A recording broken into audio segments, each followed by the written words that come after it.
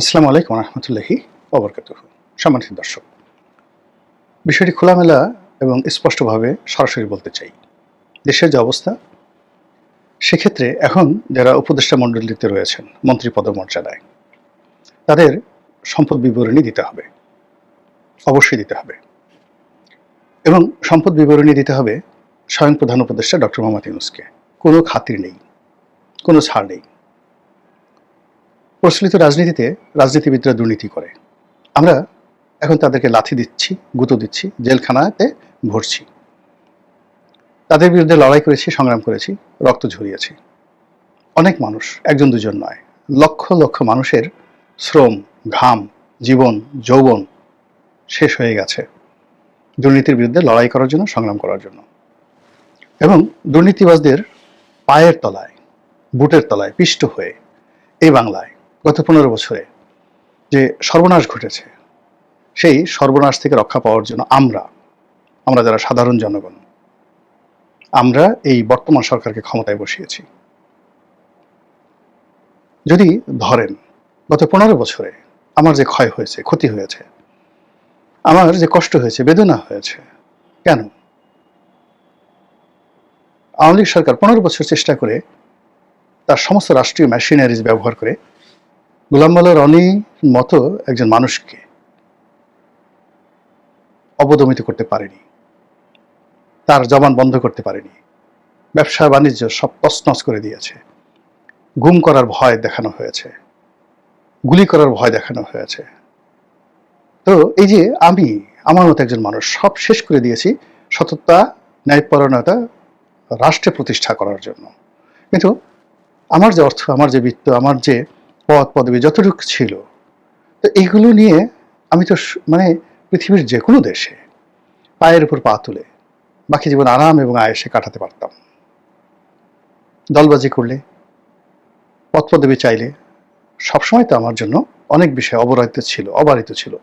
তো সেই জিনিসগুলো তো আমি বা আমার মধ্যে এরকম হাজার হাজার মানুষ, লক্ষ লক্ষ মানুষ আমরা করিনি, আমরা করছি না। আমরা কি চাচ্ছি? আমাদের এই দেশে বৈষম্য দূর হোক, সমতা আসুক, দুষ্টের দমন হোক, শিষ্টের পালন হোক, ন্যায় বিচার প্রতিষ্ঠিত হোক। এবং এই কারণে পাগলের মতো আমরা লড়াই করেছি, সংগ্রাম করেছি, এবং তার প্রেক্ষিতে আজকে যারা ক্ষমতায় বসেছেন তারা রাজসিংহাসনে আছেন। যদি জুলাই আগস্ট বিপ্লবের যারা ধরেন, তাদের সংগ্রাম কত দিনের বলেন? 36 দিনের, 36 days, not more than that. তারা কি করেছে? তারা 25 তারিখ পর্যন্ত শেখ হাসিনাকে আম্মা ডেকেছে, বঙ্গবন্ধুকে আব্বা ডেকেছে। এদের বেশিরভাগ লোক, কয়জন লোক রাজপথে যাকে বলা হয় শেখ হাসিনাকে গালাগাল করেছে। কিন্তু আমি যখন সংসদ সদস্য ছিলাম, ভরা মিটিংয়ে শেখ হাসিনার সামনে দাঁড়িয়ে পার্লামেন্টারি কমিটির মিটিংয়ে ডাকিয়ে বলছি যে, প্রধানমন্ত্রী, আপনার কোনো চেইন অফ কমান্ড নেই, আপনার সরকারের কোনো চেইন অফ কমান্ড নেই। 2010 সনে বলেন তো, বুকে হাত দিয়ে এখন যারা আছে এই ধরনের কথা এখন মানে ডক্টর মোহাম্মদ ইউনূসের সামনে গিয়ে বলতে পারবেন না? আচ্ছা, সরকারের প্রভাবশালী মন্ত্রী শাহজাহান খান, আবুল হোসেন, ওবায়দুল কাদের, মতিয়া চৌধুরী, মহিউদ্দিন খান আলমগীর, অর্থমন্ত্রী আবুল মাল আব্দুল মুহিত মিডিয়ার সামনে এসে পার্সোনালি তাদের অফিসে গিয়ে যে সকল কথা বলেছি, মানে শরীর রীতিমতো থরথর করে কাঁপে এখন এই বয়সে, যে ও সাহস আমাকে কে দিয়েছিল। তো আমার সেই যে 15 বছরের সংগ্রাম, 17 বছরের সংগ্রাম, আমার জাতীয় রাজনীতিতে 25 বছরের অংশগ্রহণ, 2001 থেকে এই পর্যন্ত একদম প্রথম সারিতে 25 বছরের অভিজ্ঞতা, তারপর ছাত্র জীবন থেকে যদি রাজনীতি ধরেন, এও প্রায় 42-43 বছর। এই যে সুদীর্ঘ কর্মজীবন, রাজনীতি, স্যাক্রিফাইস, জুলুম অত্যাচার ভোগ করা, এইগুলো করে যারা মাত্র 36 দিন রাজনীতি করেছেন, তাদের হাতে আমরা ছেলের হাতের মোয়া তুলে দিইনি, রাষ্ট্র তুলে দিয়েছি। আমরা হিসাব চাই, হিসাব নেব, এখনো চাই, আর আগামীতে এই হিসাব কড়াই গণ্ডায় আমরা আদায় করে ছাড়ব। এটাই হলো বাস্তবতা। আমাদের মতো আরো অনেক লোক রয়েছে। আর এখন যারা সরকারে আছেন, এই 36 দিনের যোদ্ধা, তারা কয়জন? এর বাইরে যারা আসছেন উপদেষ্টা মণ্ডলীতে, এরা সবাই পোলাও খাওয়া মজনু, সারা জীবন তারা পোলাও খেয়েছেন। ফলে এই যে আমরা যারা রাজপথে লড়াই করেছি, কলম দিয়ে যুদ্ধ করেছি, মস্তিষ্ক দিয়ে যুদ্ধ করেছি, জবান দিয়ে যুদ্ধ করে চলেছি, তাদেরকে মোকাবেলা করা এত সহজ নয়। মাথার ঘাম পায়ে ফেলে এখনো আমরা দুটো ডাল ভাত উপার্জনের জন্য পরিশ্রম করে যাচ্ছি। আর আমাদের দেওয়া অর্থ পায়ের উপর পা তুলে বাংলাদেশে বসে খাবেন, হাঁস দিয়ে খাবেন, রুটি দিয়ে খাবেন, ওয়েস্টে নিয়ে গিয়ে খাবেন, তারপরে দেশের বাইরে পাচার করবেন, এটা হবে না। এটা কখনো অতীতে হয়নি। দেখেন না, কেউ পারেনি। এরশাদ সাহেব পারেননি, বিএনপির যে সকল দুর্নীতিবাজ তারা পারেননি, শেখ হাসিনার যারা লোকজন তারা পারছেন না, আপনারা পারবেন কি করে? কাজেই আমাদের যে গর্ব, যে জায়গা, প্রেমের যে জায়গা, ভালোবাসাটির জায়গা এখনো আপনাদের জন্য যে অবশিষ্ট রয়েছে, এই জায়গাটি নষ্ট না করে আপনারা সম্পত্তির হিসাব দিন, তারপর সেটা জনগণের জন্য উন্মুক্ত করে দিন। ফলে আপনাদেরকে নিয়ে যে দুর্নাম হচ্ছে, বদনাম হচ্ছে। বিএনপির যে চেয়ারপারসন, তার একজন উপদেষ্টা আছেন, না প্রাইভেট সেক্রেটারি আছেন মিস্টার সাত্তার, তিনি 8 জন উপদেষ্টা সম্পর্কে সুস্পষ্ট অভিযোগ এনেছেন। এগুলো নিয়ে আত্মপক্ষ সমর্থন করার দরকার নাই। আপনারা সকল উপদেষ্টার সম্পদের বিবরী দেন। সাত্তার সাহেবের যদি সামর্থ্য থাকে তিনি তখন মামলা করবেন বা বলবেন যে এটা মিথ্যা তথ্য। ডক্টর মোহাম্মদ ইউনূস এই সরকার আসার পরে কত টাকা তিনি গ্রামীণ ফোন থেকে নিয়েছেন, কত টাকার কর্মকূপ করেছেন, এসব নিয়ে নানা রকম কথাবার্তা হচ্ছে। আপনি সম্পদের হিসাব দিন। এই সময়টাতে গত 1 বছর 2 বছরে আপনার যে সম্পদের ব্যাংক হিসাব থেকে শুরু করে আপনার টাকায় যা কিছু জমা হয়েছে এগুলো হিসাব দিন। অথবা আপনার যে বিদেশে কোম্পানিগুলো রয়েছে সেই কোম্পানিগুলোতে যে আপনি যদি কোনো শেয়ার ট্রান্সফার করে থাকেন, টাকা ট্রান্সফার করে থাকেন, সেগুলোর হিসাব দিন। সমস্ত মানুষ আপনাকে মাথায় করে নাচবে যদি কোনো বিতর্ক না থাকে। কেন এই কাজগুলো করা হচ্ছে না বোঝার চেষ্টা করুন। আপনারা যদি ব্যর্থ হন, আমরা বহুদিন সেই ব্যর্থতার গ্লানি আমাদেরকে ভোগ করতে হবে। আমরা আপনাদেরকে এনেছি, আপনাদেরকে নিয়ে স্বপ্ন দেখেছি, এবং আপনাদেরকে ওই ক্ষমতায় বসানোর জন্য আমরা বড় বড় নীতি কথা বলেছি পুরো জাতির কাছে। আপনাদের বিরুদ্ধে যদি অভিযোগ উঠে, আপনাদেরকে যদি দুর্নীতিবাজ হিসাবে আখ্যায়িত করা হয়, আপনাদের অবৈধ সম্পদের খবরাখবর যদি ভবিষ্যতে সেই যাকে বলা হয় উন্মুক্ত হয়ে যায়, তাহলে কোনো বিপ্লবের পক্ষে আমরা আর উচ্চস্বরে কথা বলতে পারবো না। কোনো নীতি নৈতিকতার সবক দিয়ে পত্রপত্রিকায় লিখতে পারবো না। রাত জেগে জেগে টেলিভিশনে গিয়ে জীবনের ঝুঁকি নিয়ে প্রভাবশালী শক্তিশালীদের পক্ষে কথা না বলে বিপক্ষে কথা বলা আর মজলুমের পক্ষে সাফাই গাওয়া, এটা সম্ভব হবে না। বুঝার চেষ্টা করুন। আমি নিজে 2011-12 সনে বেগম জিয়ার পক্ষে লিখেছি, কথা বলেছি, একবার নয়, 2বার নয়।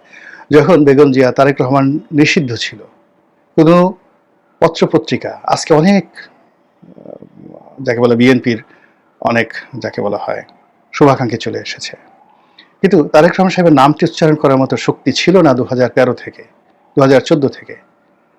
তিনি নিষিদ্ধ ছিলেন। গিয়ে দেখুন তখন নয়াদিগন্তে অলমোস্ট মাসে 3 থেকে 4 বার কৌশলে কিভাবে তারেক রহমান সাহেবকে, কিভাবে জিয়াউর রহমান সাহেবকে, কিভাবে বেগম জিয়াকে প্রশংসা করে এবং নয়াদিগন্তের লক্ষ লক্ষ পাঠকের কাছে বিএনপির নীতি এবং আদর্শকে আওয়ামী লীগের উপরে স্থান দেওয়ার জন্য কিভাবে কলম চালিয়েছি, কিভাবে বাংলাদেশ প্রতিদিনে দিনের পর দিন ন্যারেটিভ তৈরি করেছি।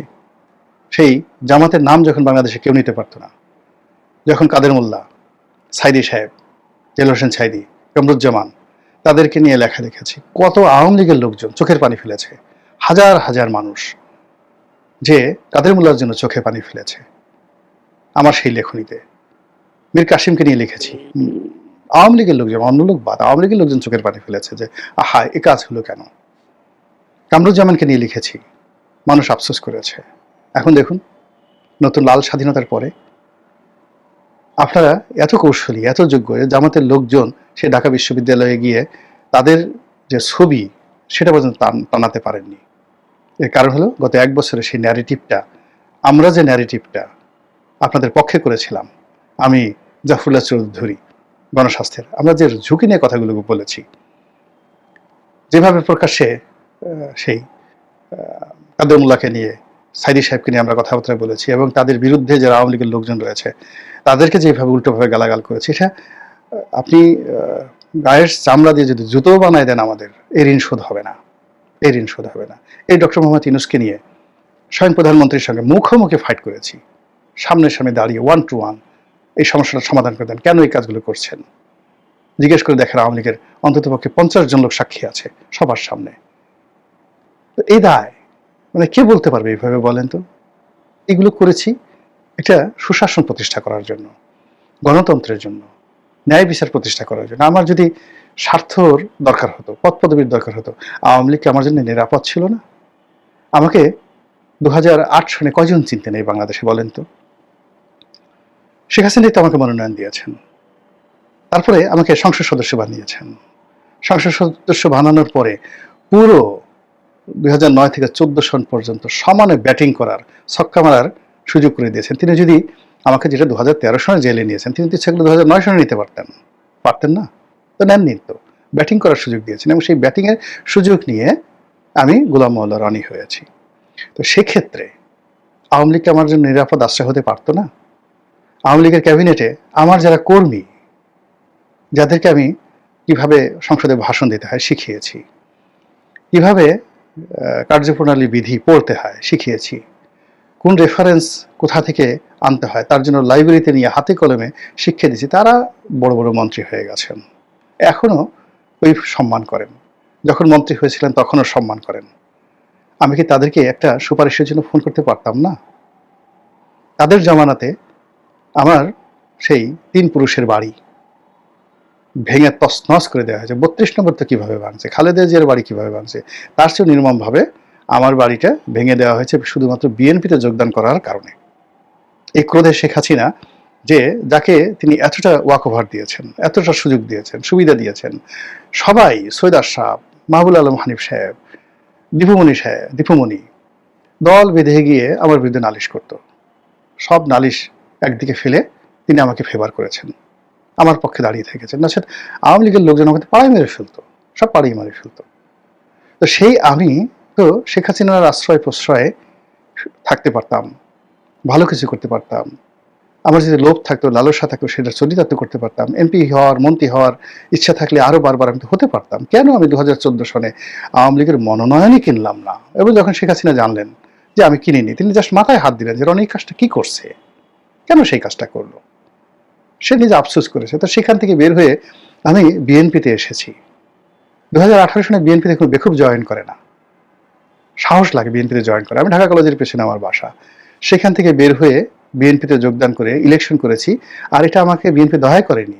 ওখানে গত 4 বার যাকে মনোনয়ন দিয়েছে তিনি আমার মামা শ্বশুর জনাব শাহজাহান খান, এবং আমি মনোনয়ন না পেলে আমার মামা শ্বশুরই মনোনয়ন পেতেন। তা আমার মামা শ্বশুরকে মনোনয়ন না দিয়ে আমাকে দেওয়া হয়েছে, আমার পরিবারের মধ্যে গৃহদাহ তৈরি করে দেওয়া হয়েছে। আমার সেই শালক শালিকা, তাদের যে ছেলে মেয়ে, তারা সবাই গড়াগড়ি করে যেভাবে কেঁদেছে, তাদের 50 বছরের যে রাজনীতি আমার কাছে শেষ হয়ে গেছে। এটা তো মানে আলটিমেটলি বিএনপি তো আমাকে দয়া করেনি।